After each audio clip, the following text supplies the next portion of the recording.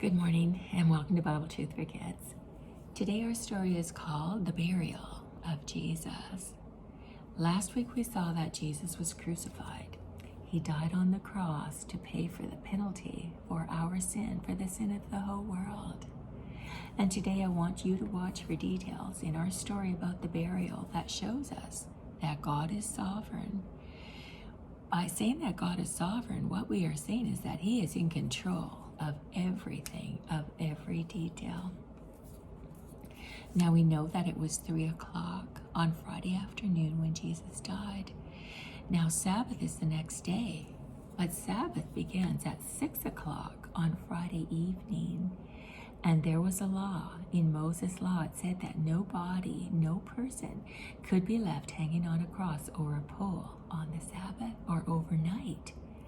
And so the Jewish leaders, they went to Pilate right away and they said, listen, we need those bodies taken down from the cross because we have a law. We can't celebrate the Sabbath, we can't celebrate Passover with those bodies hanging on crosses. And so Pilate agreed that they could be taken down. Now last week we talked a little bit about crucifixion. We know that they took a spike like that and they drove it through the hands of the person that was being crucified. But they also bent the legs and then they put one foot in front of the other and drove a spike through the feet as well. So that whenever you see a picture of a crucifixion, you'll see that the legs are bent. Now the reason for that is because when a person is hanging on a cross, it is very difficult to breathe. They need their legs to push themselves up so that they can breathe. But you know, after a while you get very tired of that. You just get so weak you can't do it anymore. And when that happens, that's when the person would die. They would suffocate because they couldn't breathe. And so that's why crucifixion was such a cruel punishment, because it could take up to 2 days before that happened. So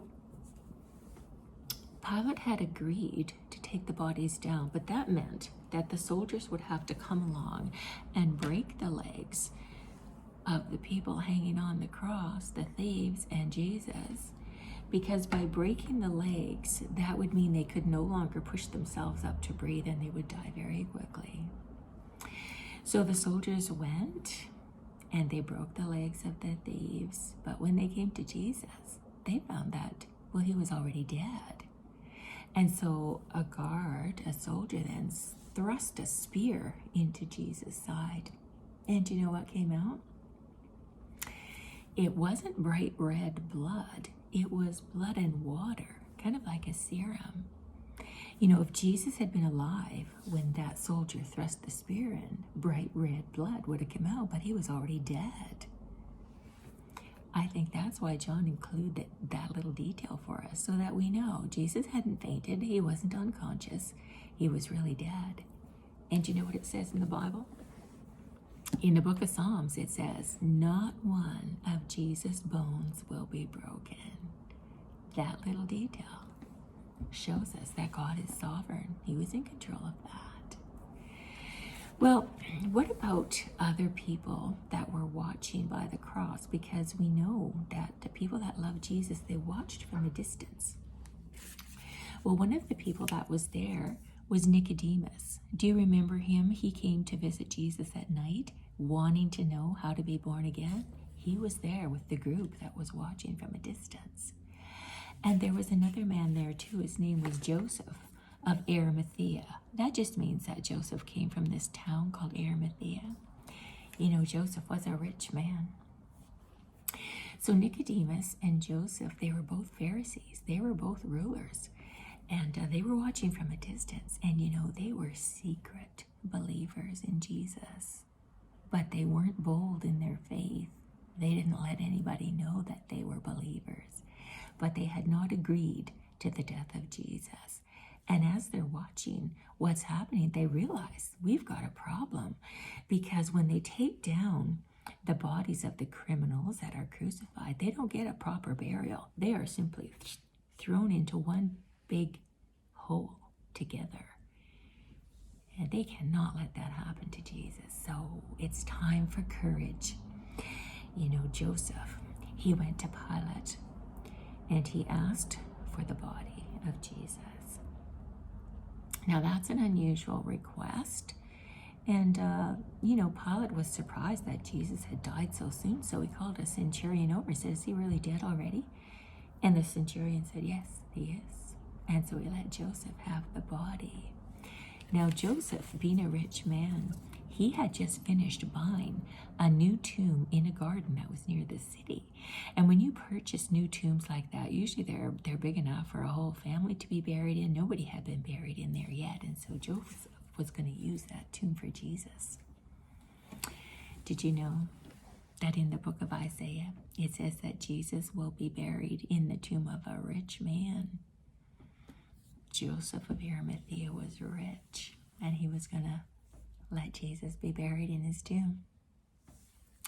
So Nicodemus and Joseph, they came and they took Jesus' body down from the cross. It wouldn't be easy to get it down, but they did. But we don't know what time it is. Sabbath starts at 6 o'clock. Maybe it's 4:30 or 5 o'clock already. We don't know there, but there isn't time to do all the proper burial things that you're supposed to do.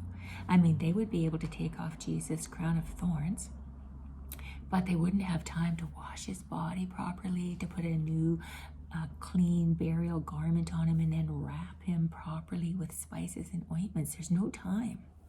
So Joseph had brought with him just a large linen cloth, which they wrapped Jesus in, and Nicodemus had bought 75 pounds of dry spices like myrrh and aloes, and they put those loosely in, and they hurried off to the tomb. They had to have him in there by 6 o'clock.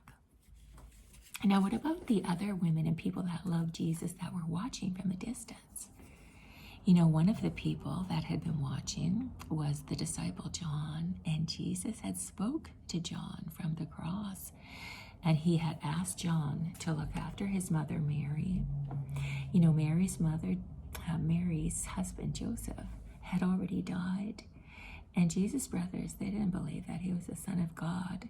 And so Jesus wanted John to look after his mother Mary. So John has probably now taken Mary back to his home. But the other women that were there, they followed closely behind Joseph and Nicodemus. They want to see where Jesus' body was being buried. Where is that tomb? Because what their plan was they couldn't do anything on Sabbath, but on Sunday morning early, they were going to come back to the tomb with all the proper spices and ointments, cloths, everything they would need to do a proper job of burying Jesus. After Jesus died, he was no longer in the hands of his enemies. He was in the hands of people who loved him. Well, somebody else was very interested in knowing where that tomb was as well, and that was the religious leaders. They went straight to Pilate once they found out, and they said, "Listen, we know that Jesus said that after he was dead for 3 days, he was going to rise from the tomb. And so we want that tomb secured. We want guards watching it. Because, we don't want the disciples coming along and stealing the body, and then they'll say, Jesus rose from the dead, and we'll never hear the end of it." So Pilate agreed they could have a guard of soldiers. So those soldiers came, they resecured the stone, they sealed it, and they appointed 2 guards to watch on either side of it. They thought they were in control. Were they? They were not. God is the one who is sovereign. He is the one in control. He is watching over every detail. There's another little detail that I noticed, and I love it just because I love gardens. There's a lot of gardens in the Bible. Adam and Eve were placed in a garden. Jesus prayed in the Garden of Gethsemane. He was buried in a garden tomb. And in heaven, there is a beautiful garden beside a river that runs right through the heavenly city. I think God loves gardens. Now, next week, when those women return to the tomb, they are going to find the unexpected. We'll see you then.